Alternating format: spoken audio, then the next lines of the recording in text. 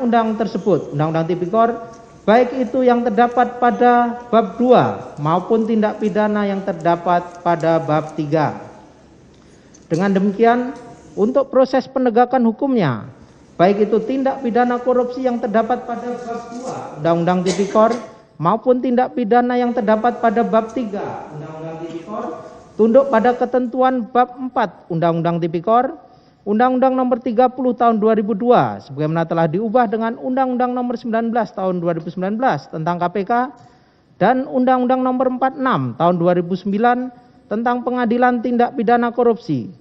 Oleh karena semua itu, dengan memperhatikan ketentuan pasal 6 huruf E junto pasal 11 Undang-Undang Nomor 30 Tahun 2002 sebagaimana telah diubah dengan Undang-Undang Nomor 19 Tahun 2019 tentang KPK dan pasal 6 huruf A Undang-Undang Nomor 46 Tahun 2009 tentang Pengadilan Tindak Pidana Korupsi, maka KPK dan Pengadilan Tindak Pidana Korupsi berwenang untuk melakukan penyidikan, penuntutan, dan pemeriksaan di sidang pengadilan serta mengadili seluruh tindak pidana sebagaimana diatur dalam Undang-Undang Tipikor, tidak terkecuali tindak pidana yang diatur dalam pasal 21 Undang-Undang Tipikor.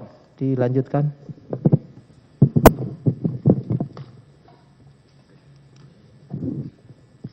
Dilanjutkan yang mulia.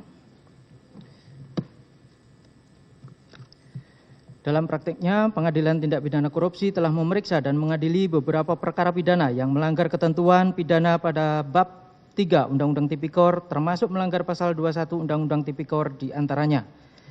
Perkara atas nama terdakwa Muhtar Effendi terbukti melanggar pasal 21 Undang-Undang Tipikor dan pasal 22 Undang-Undang Tipikor berdasarkan putusan nomor 112 Pitsus TPK 2014 PN Jakarta Pusat tanggal 5 Maret 2015 junto putusan nomor 14 PIT TPK 2015 PT DKI tanggal 10 Juni 2015. Perkara atas nama terdakwa Romi Herton yang terbukti melanggar pasal 22 Undang-Undang Tipikor berdasarkan putusan nomor 111 Pitsus TPK 2014 PN Jakarta Pusat dan Maret 2015 junto putusan nomor 15 PIT TPK 2015 PT DKI tanggal 17 Juni 2015.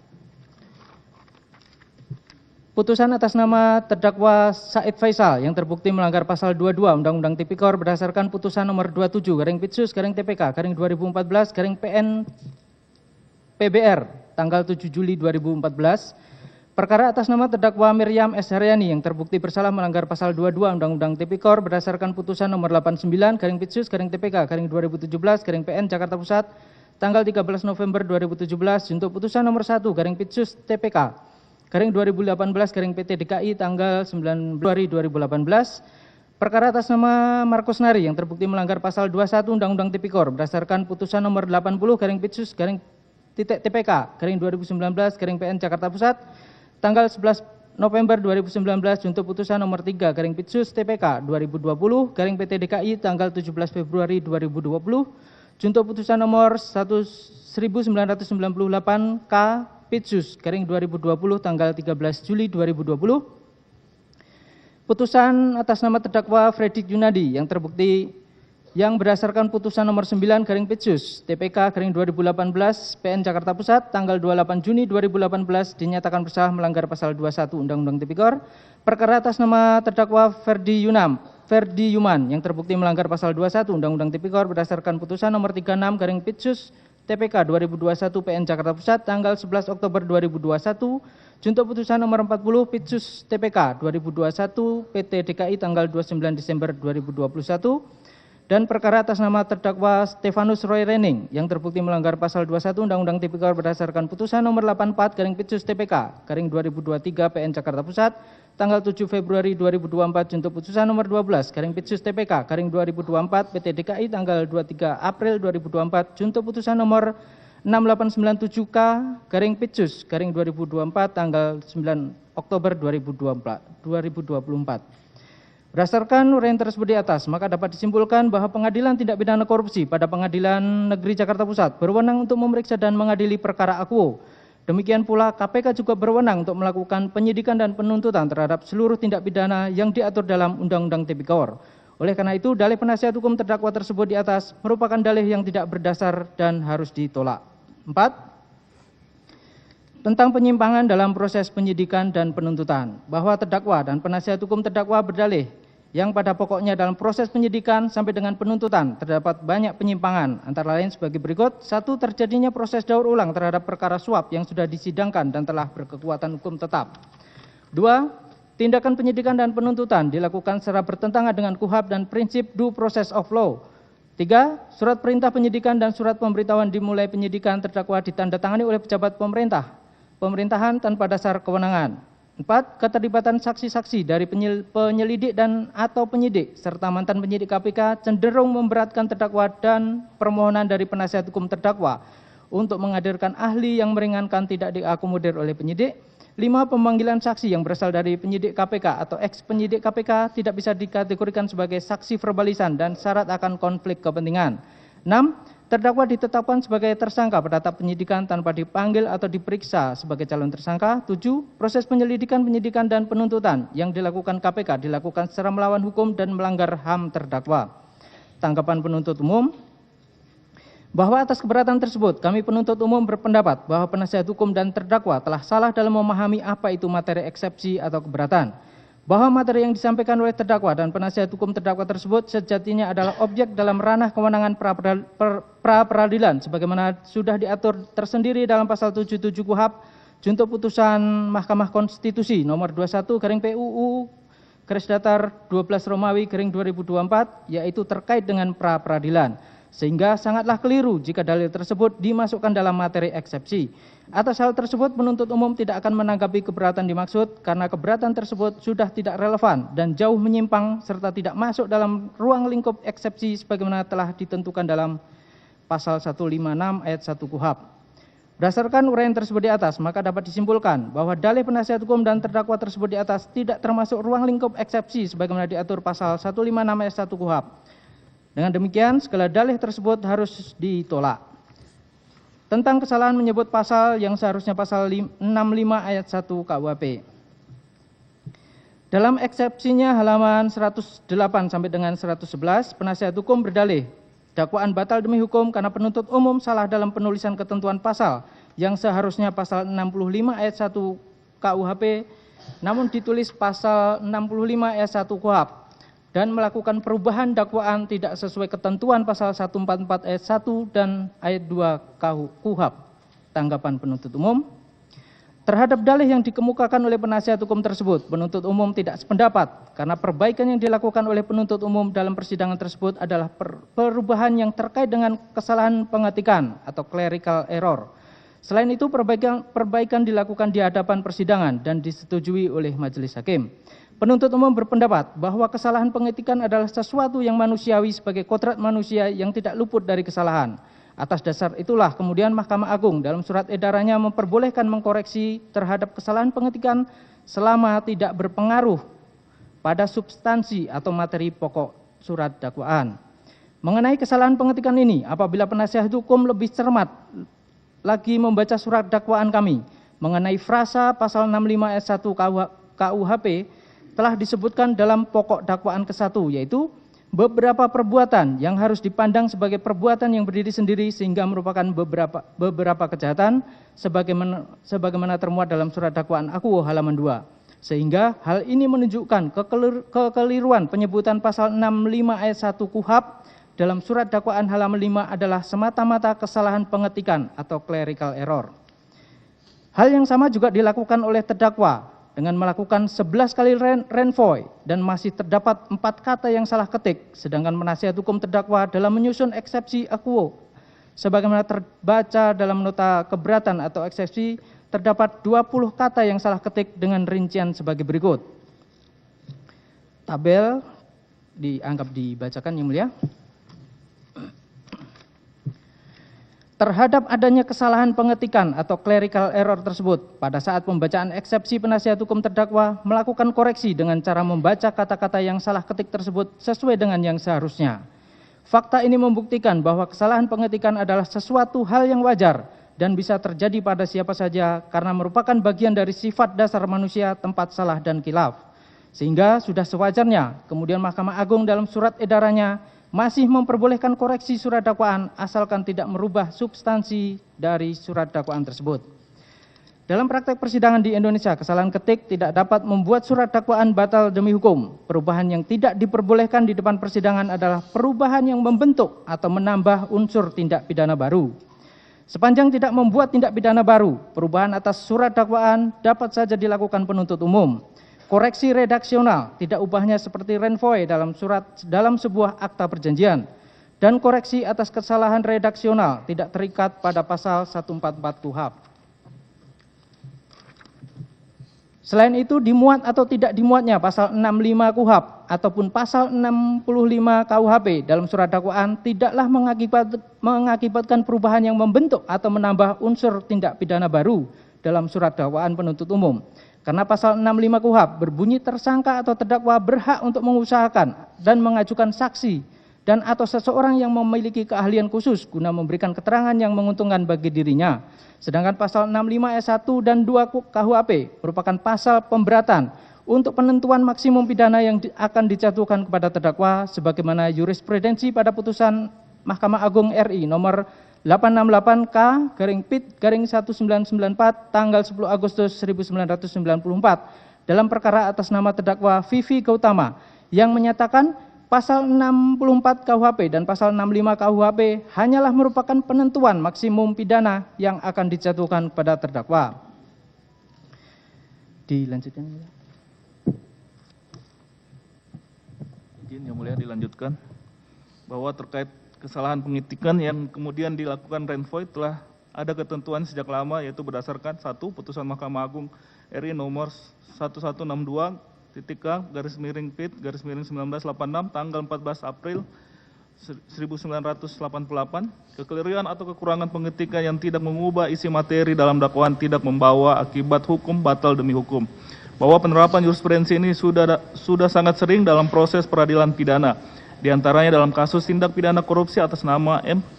Arafat Enani Edi Sofyan, bahkan dalam penanganan perkara pelanggaran HAM di Pengadilan HAM dalam putusan Sela nomor 03/PIT/HAM ad hoc /2002 serta banyak perkara lain yang tidak dapat kami sebutkan satu persatu dalam tanggapan ini, yang mana dalam seluruh putusannya Majelis Hakim yang mulia menolak eksepsi yang diajukan oleh penasihat hukum dengan dalih kekeliruan atau kekurangan pengetikan menyebabkan obscure libel dan batalnya dakwaan.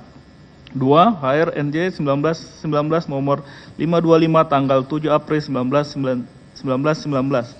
Bahkan mengenai kekeliruan atau kekurangan pengetikan diatur sejak zaman Mahkamah Agung Belanda yang merupakan cikal bakal hukum pidana di Indonesia yang mengatur sesuatu yang rupanya adalah kesalahan ketik dalam surat dakwaan atau pernyataan tidak tepat tentang terjadinya tindak pidana tidak menjadi halangan untuk menghukum. 3. Putusan Mahkamah Konstitusi nomor 69/PUU/10/2012 tanggal 20 November 2012 bahwa Mahkamah Konstitusi pernah memutus perkara berkaitan dengan batal atau tidaknya suatu putusan hakim yang bila ditafsirkan secara eksentrik maupun analogi sama dengan surat dakwaan yang dibuat oleh jaksa apabila tidak memenuhi ketentuan dalam KUHP.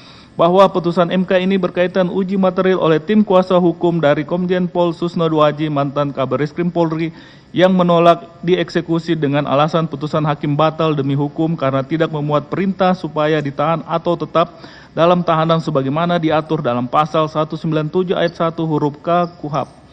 Bahwa dalam putusan MK nomor 69/PUU/10/2012 amarnya menolak seluruh uji material yang diajukan kuasa hukum Komjen Pol Susno Duaji tersebut dan menyatakan putusan Mahkamah Agung RI yang menguatkan putusan PT DKI Jakarta nomor 35/PIT/TPK/2011/PT DKI tidak batal demi hukum meskipun tidak memenuhi ketentuan dalam pasal 197 ayat 1 huruf K KUHP dengan pertimbangan sebagai berikut dianggap dibacakan. Berdasarkan argumentasi tersebut, sepanjang perubahan tidak menyangkut bentuk perbuatan yang didakwakan, koreksi atas salah ketik pada surat dakwaan sah dilakukan penuntut umum di depan persidangan. Dengan demikian, dalil penasihat hukum adalah tidak berdasar dan harus ditolak. 6. terdakwa tidak diberi kesempatan untuk menghadirkan saksi atau ahli adecat pada tahap penyidikan sebagaimana ketentuan pasal 65 junto pasal 116 ayat 3 dan 4 KUHP sehingga penyidik batal demi hukum. Dengan demikian surat dakwaan juga harus dinyatakan batal demi hukum. Bahwa dalam nota keberatan halaman 85 sampai 89 penasihat hukum terdakwa mendalilkan bahwa penyidikan tidak sah karena hak-hak terdakwa sebagaimana ketentuan pasal 65 junto pasal 116 ayat 3 dan 4 KUHP tidak dipenuhi. Tanggapan penuntut umum. Dalih yang dikemukakan penasihat hukum di atas adalah tidak benar bahwa dalam berita acara pemeriksaan tersangka Hasto Kristianto tertanggal 27 Februari 2025 nomor 72 penyidik telah memenuhi kewajibannya dengan menanyakan kepada tersangka apakah ada saksi yang meringankan atau ada cat, dan pada saat itu dijawab oleh terdakwa saat itu tersangka bahwa pada pemeriksaan ini saya belum mengajukan saksi yang meringankan atau ada cat sebagaimana BAP tersangka sebagai berikut. Dianggap dibacakan. Hal ini sejalan dengan ketentuan pasal 116 ayat 3 dan 4 KUHP yang berbunyi Pasal 116 ayat 3 dalam hal pemeriksaan tersangka ditanya apakah ia menghendaki didengar saksi yang menguntungkan baginya dan bila mana ada maka hal itu dicatat dalam berita acara. Pasal 116 ayat 4 dalam hal sebagaimana dimaksud dalam ayat 3 penyidik wajib memanggil dan memeriksa saksi tersebut. Sedangkan ketentuan pasal 65 KUHP berbunyi tersangka atau terdakwa berhak untuk mengusahakan dan mengajukan saksi dan atau seseorang yang memiliki keahlian khusus guna memberikan keterangan yang menguntungkan bagi dirinya.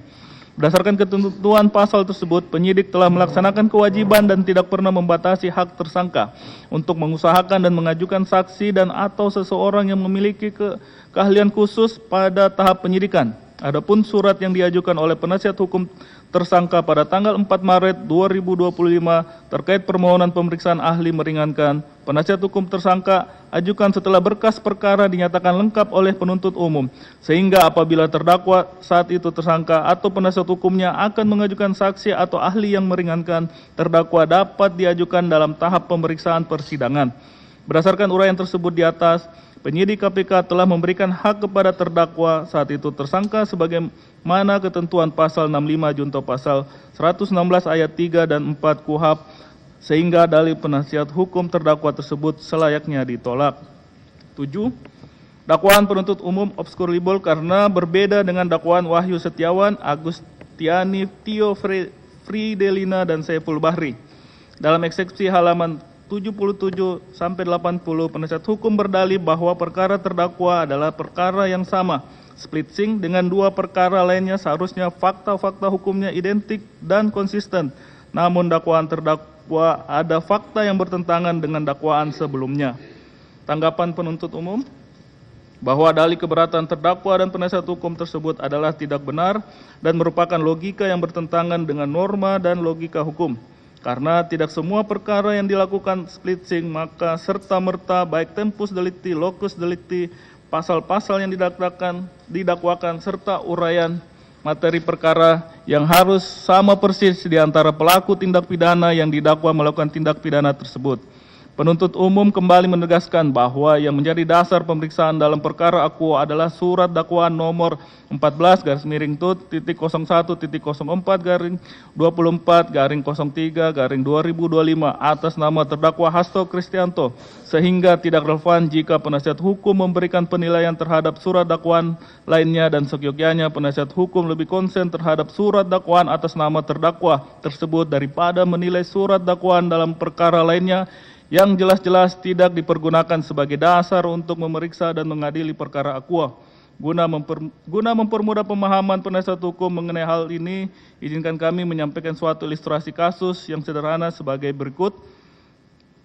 Ada dua orang melakukan pencurian di sebuah rumah kosong yang mana pelaku pertama mencuri uang 1 juta rupiah di kamar tidur sang majikan. Sedangkan pelaku kedua mencuri perhiasan di kamar pembantu. Pelaku pertama kemudian tertangkap dan pelaku kedua belum ditangkap. Selanjutnya dilakukan penyidikan dan penuntutan oleh penuntut umum. Dalam surat dakwaannya, penuntut umum telah mendakwakan pelaku pertama secara bersama-sama dengan pelaku kedua melakukan pencurian. Dalam dakwaan tersebut belum diketahui berapa perhiasan yang dicuri oleh pelaku kedua. 1 tahun kemudian pelaku kedua tertangkap dan setelah dilakukan penyidikan yang juga dituangkan dalam berkas perkara terpisah, ternyata baru diketahui pelaku kedua telah mencuri 10 gram perhiasan dan sebelum memasuki rumah tersebut ternyata pelaku kedua telah mendapatkan dana rumah tersebut dari mantan sopir yang pernah bekerja di rumah tersebut. Dengan ilustrasi tersebut menjadi pertanyaan adalah apakah ketika penuntut umum mendakwakan pelaku kedua akan dipaksakan pelaku dan uraian fakta materialnya disamakan dengan dakwaan terhadap pelaku pertama. Sedangkan pada penyidikan terhadap pelaku kedua baru terungkap sejumlah perhiasan yang dicuri dan adanya bantuan dari mantan sopir. Silakan pertanyaan-pertanyaan tersebut dijadikan sebagai bahan renungan penasihat hukum. Selain itu, majelis hakim dalam mengadili perkara tidak terikat pada putusan pengadilan lainnya sebagaimana putusan Mahkamah Agung Republik Indonesia nomor 173 K/KR/1963 tanggal 24 Agustus 1965. Hal ini sejalan dengan pasal 1 ayat 1 dan pasal 3 Undang-Undang 48 tahun 2009 tentang kekuasaan kehakiman yang pada pokoknya mengatur bahwa kekuasaan kehakiman adalah kekuasaan yang merdeka dan hakim harus bersikap mandiri. Terkait keterlibatan terdakwa dalam perkara akuo tentunya akan dibuktikan lebih lanjut dalam pembuktian pokok perkara dengan menghadirkan alat bukti di persidangan yang selanjutnya atas alat bukti tersebut akan dinilai oleh majelis hakim. Apabila terdakwa dan penasihat hukum tidak sepakat dengan alat bukti yang diajukan, maka dapat melakukan pembelaan sebagaimana telah diatur dalam hukum acara pidana. Dengan demikian dapat disimpulkan apa yang termuat dalam surat dakwaan sangat dipengaruhi fakta-fakta yang ditemukan pada tahap penyidikan, karena pada dasarnya penyidikan adalah upaya persiapan penuntutan. Oleh karena itu, segala argumentasi penasihat hukum mengenai perbedaan beberapa fakta antara surat dakwaan dalam perkara akuo dengan surat dakwaan sebelumnya merupakan argumentasi yang dibangun berdasarkan dasar hukum yang tidak tepat dan logika hukum yang keliru, serta sama sekali tidak mempunyai relevansi dengan ruang lingkup eksepsi sehingga patut untuk ditolak. Izin yang mulia dilanjutkan.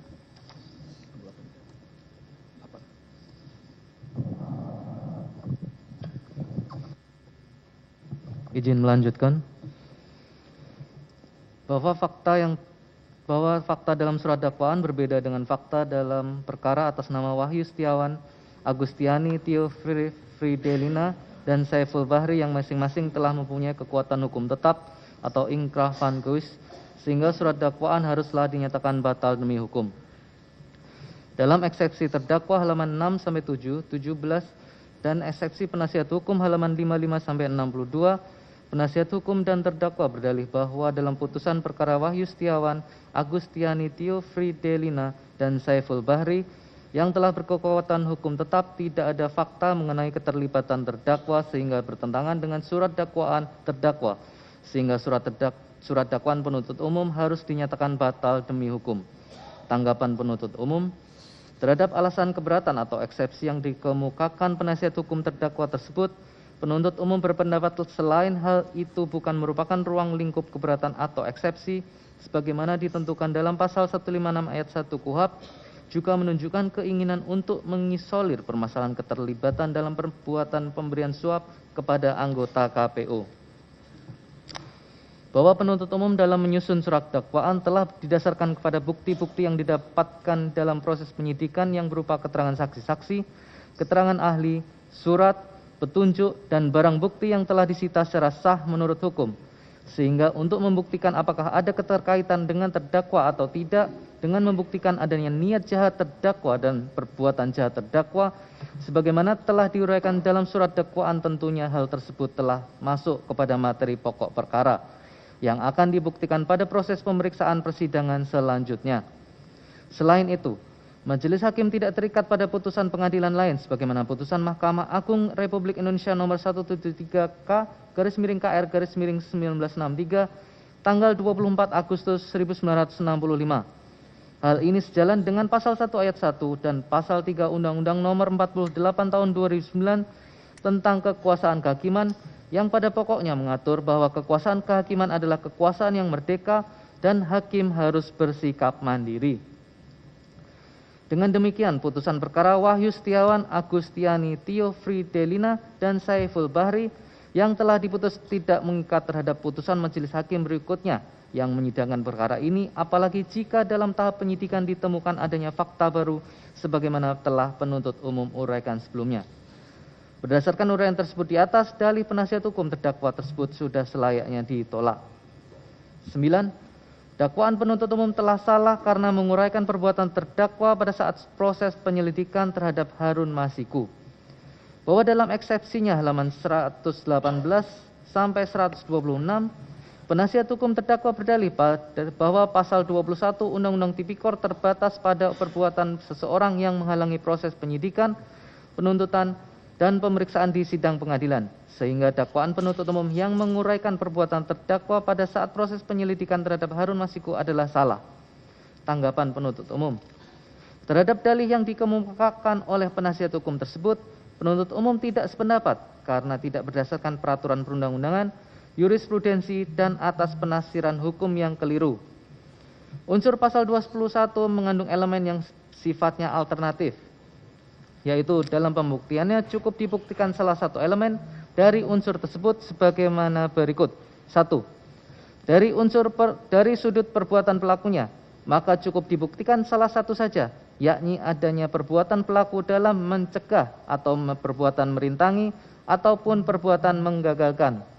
2. Dari sudut cara melakukan perbuatan tersebut, cukup dibuktikan salah satu saja, yakni apakah pelaku melakukannya secara langsung ataupun bisa juga secara tidak langsung. 3. Dari sudut tujuan, cukup dibuktikan salah satu saja, yakni terhadap penyidikan atau terhadap penuntutan ataupun terhadap pemeriksaan di sidang pengadilan. Selain itu, dalam penjelasan umum Undang-Undang Nomor 31 Tahun 1999 tentang pemberantasan tindak pidana korupsi, sebagaimana telah diubah dengan Undang-Undang Nomor 20 Tahun 2001 tentang perubahan atas Undang-Undang Nomor 31 Tahun 1999 tentang pemberantasan tindak pidana korupsi, secara tegas menyatakan bahwa dalam undang-undang ini tindak pidana korupsi dirumuskan secara tegas sebagaimana tindak pidana formil. Maka, menurut Adami Cazawi dalam bukunya Hukum Pidana Material dan Formil Korupsi di Indonesia, April 2005, penerbit Banyu Media Publishing, halaman 284, dikatakan bahwa sebagai indikator terwujudnya sempurna tindak pidana formil, sudah cukup dengan adanya terwujudnya perbuatan yang dilarang. Dalam rumusan tindak pidana, tanpa melihat atau bergantung pada akibat yang timbul dari perbuatan. Dalam hal terjadinya tindak pidana pasal 21 Undang-Undang Tipikor, tidak diperlukan perbuatan-perbuatan yang telah tercegah, terintangi, dan atau gagal dalam penyidikan, penuntutan, dan pemeriksaan di sidang pengadilan terhadap tersangka dan terdakwa, ataupun para saksi yang diperlukan dalam tindak pidana tersebut, namun tidak menutup kemungkinan akibat tersebut telah benar-benar ada.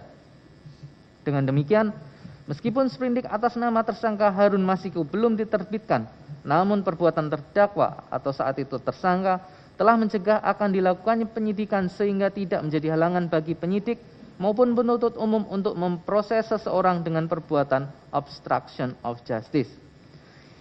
Hal tersebut sejalan dengan pendapat R. Wiono SH dalam bukunya Pembahasan Undang-Undang Pemberantasan Tindak Pidana Korupsi, Maret 2005, penerbit Sinar Grafika halaman 144, yang menyatakan mencegah penyidikan, penuntutan, dan pemeriksaan di sidang pengadilan terhadap tersangka atau terdakwa atau para saksi dalam perkara tindak pidana korupsi yang dimaksud dengan perbuatan pelaku tindak pidana tersebut adalah pada waktu penyidik, penuntut umum, dan pengadilan akan melakukan penyidikan, penuntutan, dan pemeriksaan di sidang pengadilan terhadap tersangka atau terdakwa atau para saksi dalam perkara tindak pidana korupsi. Pelaku tindak pidana telah melakukan perbuatan tertentu dengan tujuan agar penyidikan, penuntutan, dan pemeriksaan di sidang pengadilan tidak dapat dilaksanakan dan usaha pelaku tindak pidana tersebut memang berhasil.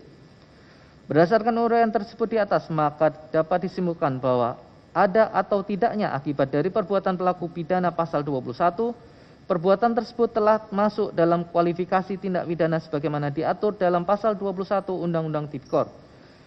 Oleh karena itu, dalih penasihat hukum terdakwa tersebut di atas merupakan dalih yang tidak berdasar dan harus ditolak. Izin untuk dilanjutkan.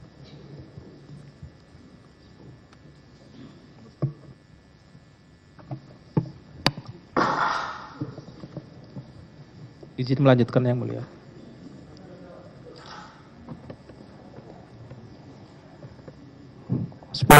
Dakwaan penuntut umum tidak cermat, tidak jelas, dan tidak lengkap karena tidak menegaskan bentuk penyertaan terdakwa dalam dakwaan.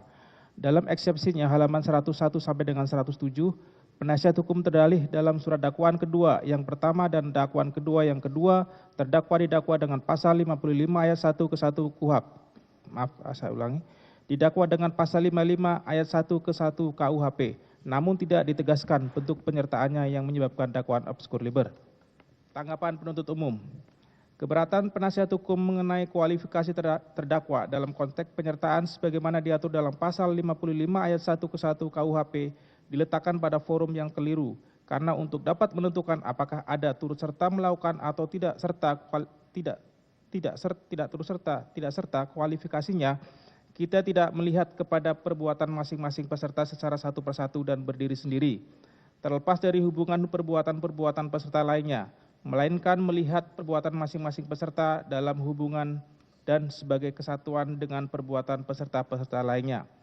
Hal-hal tersebut tentu harus dibuktikan dengan alat-alat bukti yang sah, termasuk pula untuk membuktikan unsur offset dan meeting of mind antara terdakwa dengan pelaku lainnya, yang mekanismenya akan dilakukan dalam pembuktian pokok perkara atau dalam ranah sidang pembuktian, sehingga dari pembuktian tersebut akan terlihat pula kualifikasi terdakwa apakah sebagai orang yang melakukan, menyuruh melakukan atau turut serta melakukan. Dengan kata lain, penentuan kualifikasi tersebut masuk dalam ranah materi pokok perkara, sehingga dalih penasihat hukum mengenai hal ini harus ditolak. 11. Bahwa terhadap kasus ini tidak ada kerugian keuangan negara sehingga bukan menjadi kewenangan KPK. Dalam eksepsinya halaman 18, terdakwa berdalih bahwa dalam Undang-Undang KPK nomor 19 tahun 2019 telah membatasi kewenangan KPK untuk melakukan penyelidikan, penyidikan, dan penuntutan perkara tindak pidana korupsi, diantaranya adanya kerugian keuangan negara paling sedikit 1 miliar rupiah. Sedangkan dalam perkara yang dituduhkan kepada terdakwa ada kerugian keuangan negaranya sehingga KPK tidak berwenang untuk melakukan penyelidikan, penyidikan, dan penuntutan. Maksudnya tidak ada. Tanggapan penuntut umum. Bahwa menurut penuntut umum, terdakwa telah salah memaknai ketentuan pasal 11 Undang-Undang nomor 30 tahun 2002 yang telah diubah dengan Undang-Undang nomor 19 tahun 2019 tentang Komisi Pemberantasan Korupsi terkait dengan batasan kewenangan Komisi Pemberantasan Korupsi untuk melakukan penyelidikan, penyidikan, dan penuntutan perkara tindak pidana korupsi. Secara tegas telah dituangkan batasan kewenangan KPK dalam melakukan penyelidikan, penyidikan, dan penuntutan terhadap tindak pidana korupsi sebagaimana tersebut dalam pasal 11 Undang-Undang KPK dengan persyaratan a.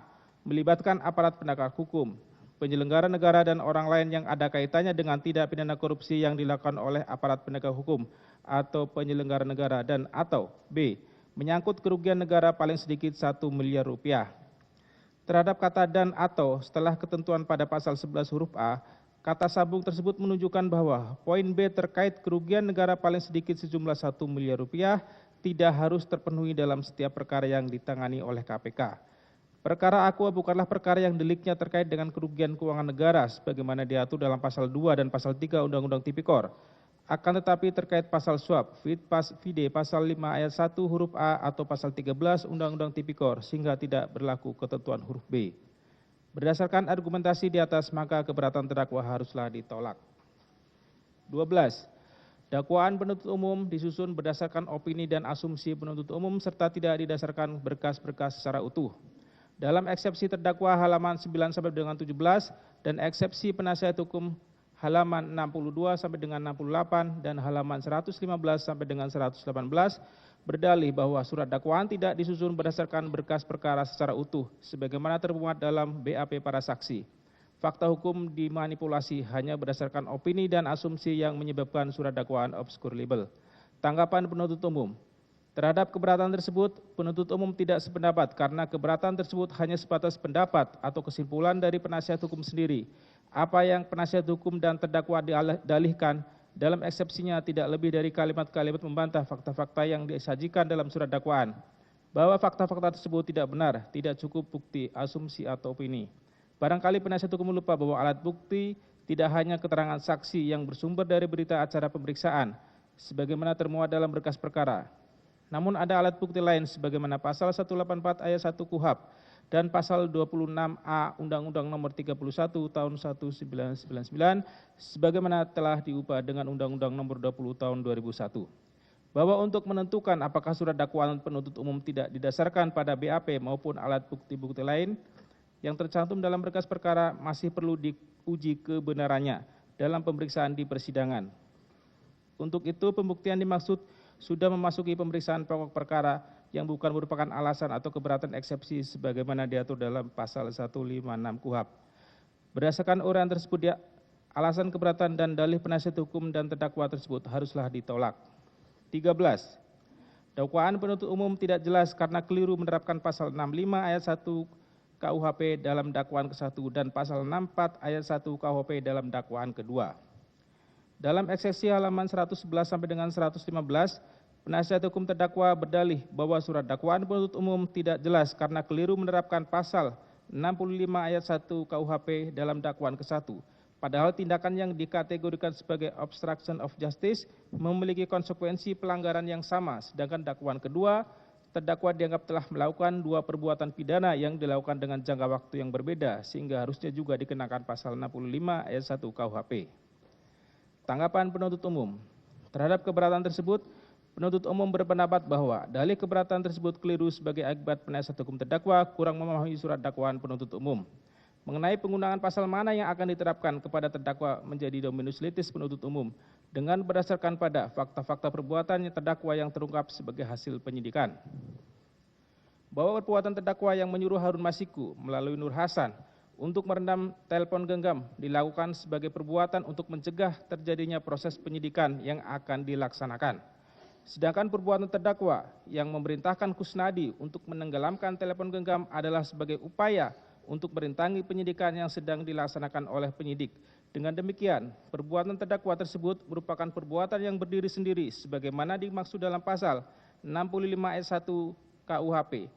Sedangkan terkait dengan dakwaan kedua, alternatif pertama dan dakwaan kedua, alternatif kedua, perbuatan terdakwa bersama-sama dengan Doni Tri Istiqomah, Saiful Bahri, dan Harun Masiku memberikan uang sebanyak 2 kali sebagaimana diuraikan dalam surat dakwaan dengan satu niat atau tujuan, yakni agar KPU RI menyetujui permohonan penggantian antar waktu calon legislatif terpilih daerah pemilihan Sumatera Selatan 1, caleg terpilih Dapil Sumsel 1 atas nama Rizky Aprilia kepada Harun Masiku.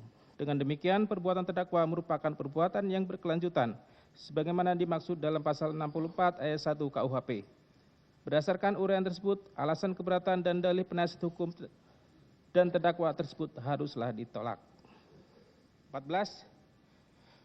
Penuntut umum keliru mentafsirkan pasal 21 Undang-Undang Tipikor karena terdakwa dilindungi oleh azas non-self-incrimination. Dalam eksepsi halaman 89 sampai dengan 95, penasihat hukum berdalih bahwa terdakwa tidak bisa didakwakan melakukan tindak pidana mencegah, merintangi, atau menggagalkan penyidikan, penuntutan dan sidang pengadilan, obstruction of justice, karena terdakwa dilindungi oleh azas non-self-incrimination. Tanggapan penuntut umum. Bahwa terhadap alasan keberatan tersebut, penuntut umum berpendapat bahwa alasan keberatan tersebut bukan merupakan ruang lingkup keberatan atau eksepsi, sebagaimana ditentukan dalam pasal 156 ayat 1 KUHP. Namun demikian, perlu kami sampaikan bahwa dari sudut cara melakukan perbuatan obstruction of justice bisa dilakukan secara langsung oleh pelaku tindak pidana sendiri, sebagaimana pendapat dari Erwi Yono SH dalam bukunya Pembahasan Undang-Undang Pemberantasan Tindak Pidana Korupsi Maret 2005, penerbit Sinar Grafika halaman 145, yaitu bahwa perbuatan yang berupa dengan sengaja mencegah penyidikan, penuntutan, dan pemeriksaan di sidang pengadilan terhadap tersangka atau terdakwa atau para saksi dalam perkara tindak pidana korupsi oleh pelaku tindak pidana bisa dilakukan dengan A. Secara langsung, yang artinya dilakukan oleh pelaku tindak pidana sendiri atau dalam bentuk penyertaan, pasal 55 dan 56 KUHP. B.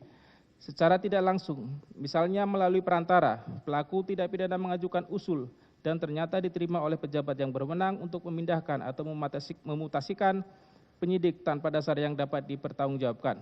Padahal penyidik tersebut merupakan satu-satunya yang menguasai perkara tindak pidana korupsi yang akan sedang diselidiki. Dalam praktek peradilan pidana kerap kali ditemukan, misalnya dalam kasus yang menjerat Markus Nari selaku anggota DPR RI periode 2009 sampai dengan 2014 yang duduk sebagai anggota Badan Anggaran, didakwa bersama-sama dengan Irman Sugiharto, Diah Anggraini, Setia Novanto, Andi Agustinus alias Andi Narogong, Isnu Edi Wijaya, Anang Sugiana Sudiharjo, Irvanto Hendra Pambudi Cahyo, Derajat Wisnu Setiawan, turut menerima fee dalam pengurusan anggaran proyek KTP elektronik yang didakwa melakukan tindak pidana mencegah, merintangi atau menggagalkan penyidikan, penuntutan dan sidang pengadilan obstruction of justice yang dilakukan oleh terdakwa dengan membujuk Miriam S. Haryani agar tidak menyebut nama Markus Nari di sidang pengadilan dan meminta Sugiharto tidak menyebut namanya sebagai penerima aliran dana proyek KTP elektronik sebagaimana putusan Mahkamah Agung RI nomor 1998K/Pit.Sus/2020 tanggal 13 Juli 2020 junto putusan Pengadilan Tindak Pidana Korupsi pada Pengadilan Tinggi DKI Jakarta nomor 3/Pit.Sus _TPK_2020 PT DKI tanggal 17 Februari 2020 junto putusan Pengadilan Tindak Pidana Korupsi pada Pengadilan Negeri Jakarta Pusat nomor 80/Pit.Sus TPK_2019 PN Jakarta Pusat tanggal 19 November 2019. Berdasarkan uraian tersebut, alasan keberatan dan dalih penasihat hukum dari terdakwa tersebut haruslah ditolak. Lanjutkan.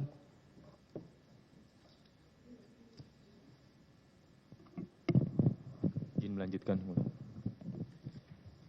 Dakwaan penuntut umum tidak cermat karena mengabaikan prinsip penyertaan mutlak perlu pada delik suap atau delik suap berpasangan karena tidak jelas siapa penerima suap dan dalam perkara terdakwa, sedangkan dalam kasus Wahyu Setiawan dan Agustiani Tio Fridilina nama terdakwa tidak disebut sebagai pemberi suap.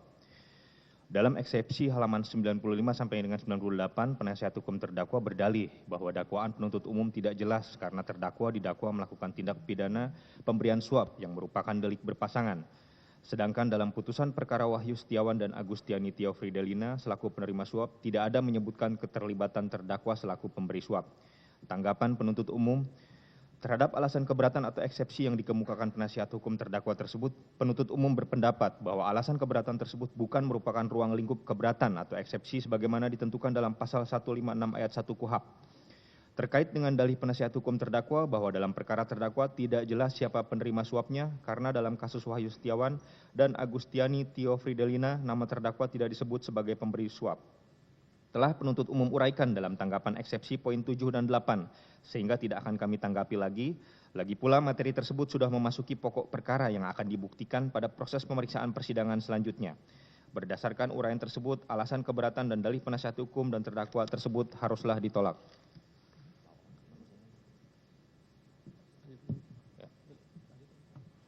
Majelis Hakim yang kami muliakan, saudara terdakwa dan penasihat hukum yang kami hormati, berdasarkan uraian pendapat atau tanggapan yang telah kami uraikan di atas, maka kami mohon kepada Majelis Hakim yang memeriksa, mengadili, dan memutus perkara ini untuk 1. Menolak keberatan atau eksepsi yang diajukan penasihat hukum terdakwa Hasto Kristianto.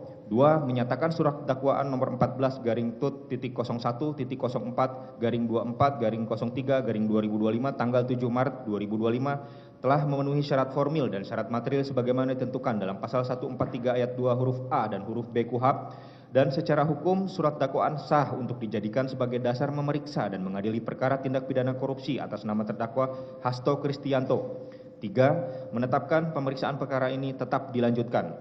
Demikian pendapat atau tanggapan kami atas eksepsi atau keberatan penasihat hukum terdakwa yang kami bacakan dan disampaikan pada persidangan hari ini, Kamis tanggal 27 Maret 2025 di Pengadilan Tindak Pidana Korupsi pada Pengadilan Negeri Jakarta Pusat. Penuntut umum pada Komisi Pemberantasan Korupsi, Wawan Yunarwanto, Rio Vernika, Nur Haris Arhadi, Jeno Rofik, Arjuna Budi, Sandi, Muhammad Fauji, Bayu Nur Hadi. Demikian yang mulia, terima kasih. Baik ya, demikian tanggapan penuntut umum atas eksepsi dari terdakwa maupun penasihat hukum terdakwa. Dan oleh karena eksepsi dan tanggapan umum telah dibacakan, maka acara berikutnya adalah putusan sela yang akan dijatuhkan oleh Majelis Hakim. hal tersebut, Izin Yang Mulia. ya, Izin mohon bicara sedikit Yang Mulia. nanti kami beri kesempatan. Tunggu ya. Oh iya, silakan. Saya selesaikan dulu.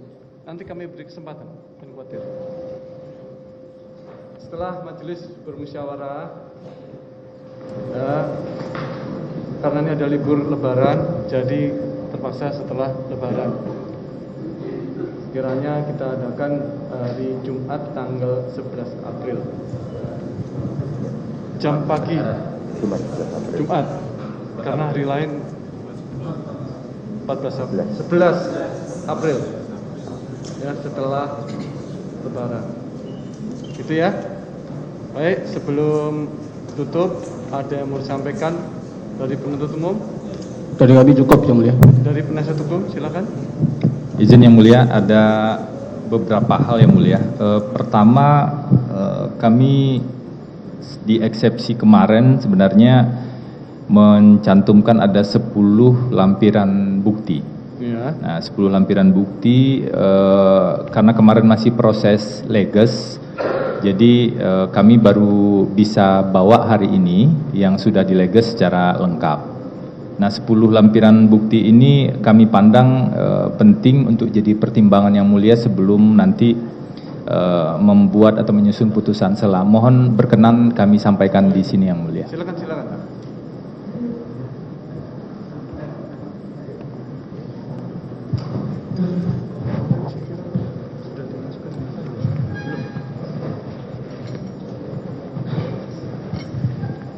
Penuntut umum, silakan.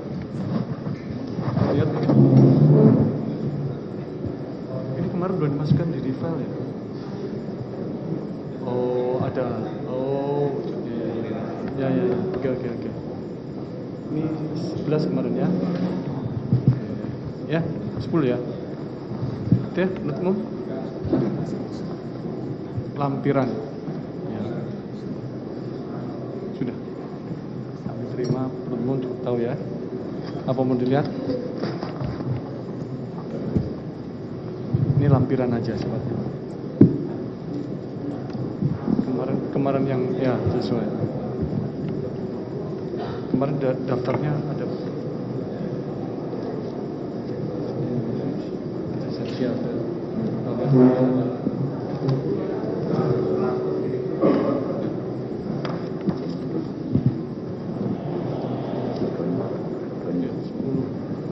T1, T2, 3, 4, 5, 6,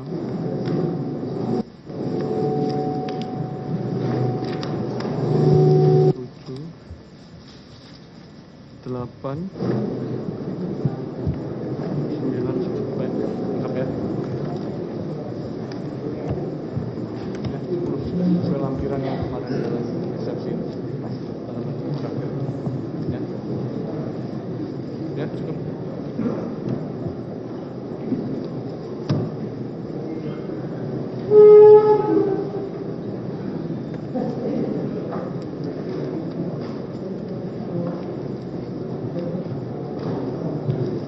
Baik ya.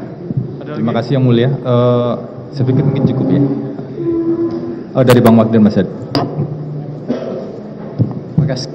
Saya ingin menyampaikan satu permohonan yang sudah kami daftar ke pengadilan terkait dengan izin besuk Yang Mulia. Oh, Ya, itu satu yang kami mau baru sampaikan. diajukan sekarang.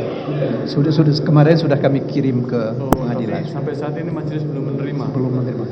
Oh ya, boleh.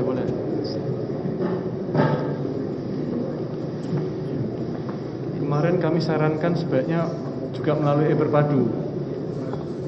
Tadi sudah kami cek tidak ada. Jadi kami nunggu-nunggu, makanya tidak ada.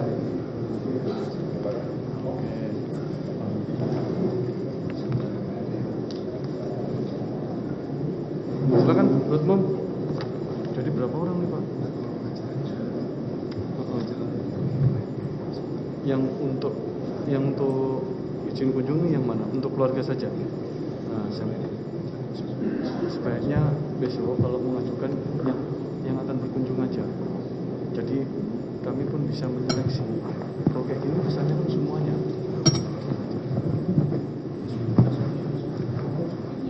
Nah, besok-besok jangan seperti itu ya, jangan seperti ini ya. Kan kayak gini kesannya kami membacanya semuanya. Padahal kan mungkin keterbatasan tempat ya, waktu tempat mungkin.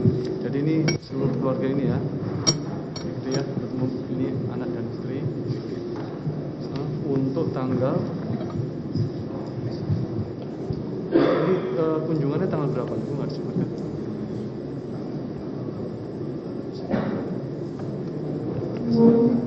Enggak, makanya tanggal berapa ini akan berkunjungan harus jelas tanggalnya. Tanggal berapa nih Pak? Nggak ada sini. Hah?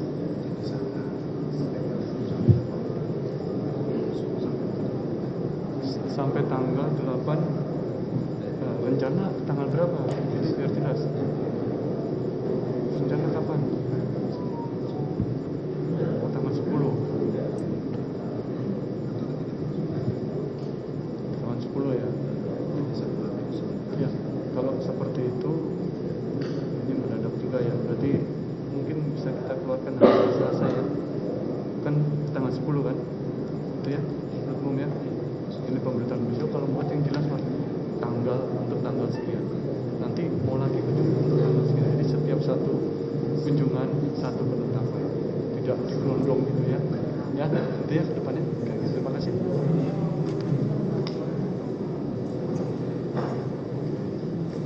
Boleh saya lanjutkan yang mulia? Begini, supaya tidak timbul seperti tadi, di mana ada rekan-rekan kami yang terlambat masuk ke ruang sidang. Ini ada semacam miskomunikasi sebenarnya yang mulia antara kami yang di atas ini dengan teman-teman yang ada di bawah, terutama terkait dengan pihak-pihak yang selama ini menjadi waltah. Nah, Pak Hasto ini kan belum bisa naik ke atas sebelum ada persetujuan dari waltah. Belum ada persetujuan dari yang mengawal tahanan yang mulia. Ya.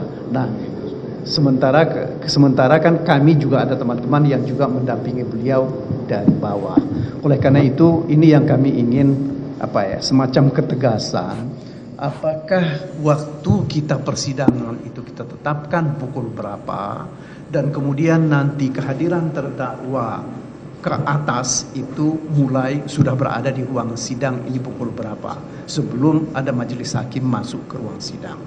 Ini yang kita harapkan, ini satu bentuk penghormatan terhadap majelis dan persidangan ini. Begitu yang mulia, terima kasih. Itu ada tanggapannya? Baik, terima kasih yang mulia.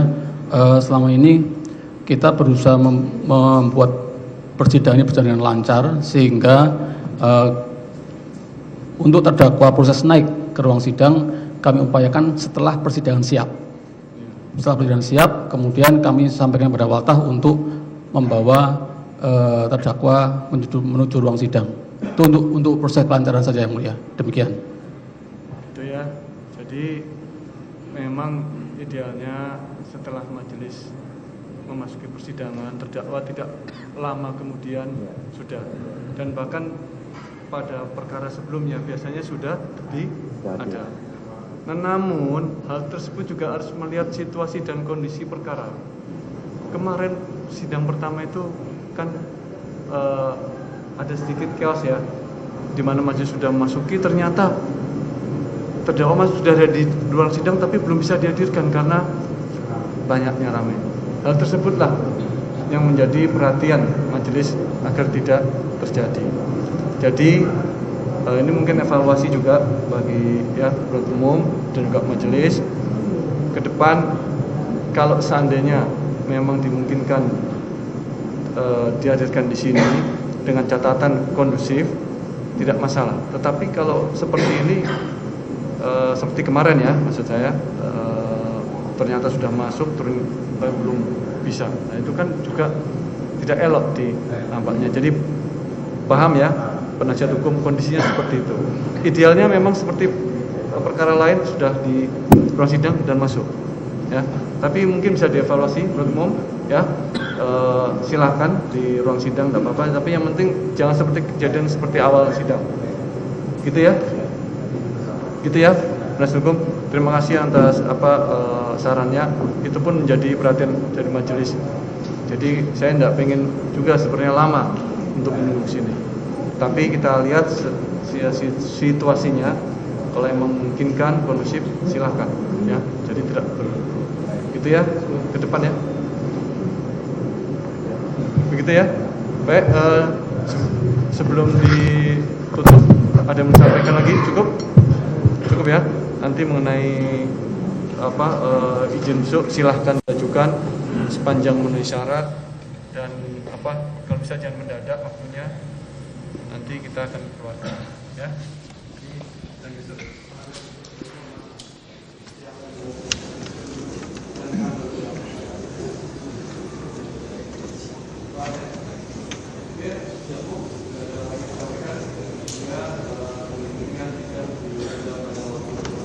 Perfect.